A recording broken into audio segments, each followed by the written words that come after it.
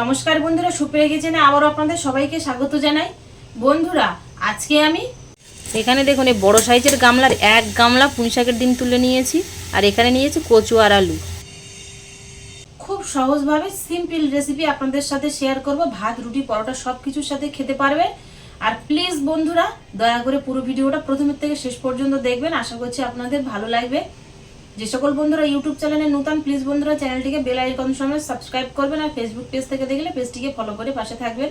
এই রেসিপিগুলো বানানোর জন্য প্রথমে আগে কিন্তু সবজিগুলোই কেটে নিতে হবে, নইলে রেসিপি বানানো যাবে না। সবজিগুলো কেটে নেব।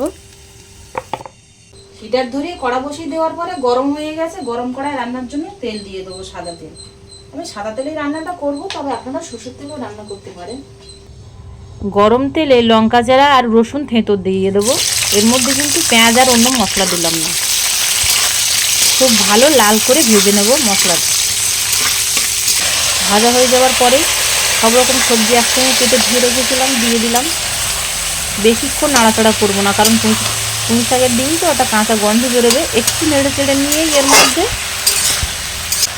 লবণ আর হলুদ গুঁড়ো দিয়ে আবারও সামান্য ঠিক এরকম একটু নেড়ে নিয়ে এপিট ওপিট করে চাপা দিয়ে দিয়ে রান্না করে নেব।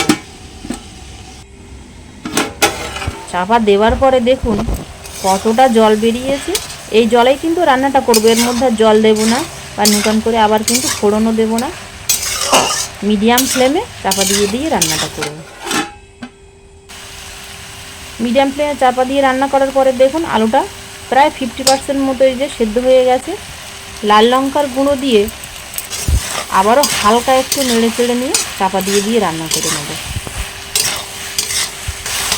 রান্নাটা দেখুন প্রায় হয়ে এসছে, আর কতটা সুন্দর হয়েছে। আর কচুরমুখিগুলো দেখুন সেদ্ধ হয়ে গেছে পুরোপুরি। এবার এর মধ্যে সামান্য লবণ, ধনে গুঁড়ো আর জিরে গুঁড়ো দিয়ে নেড়ে চেড়ে আর 1 থেকে 1.5 মিনিট চাপা দিয়ে রান্না করে নিলেই কিন্তু রেডি হয়ে যাবে।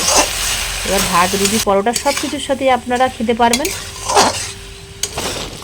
রান্নাটা হয়ে গেছে। এবার নামিয়ে নেব।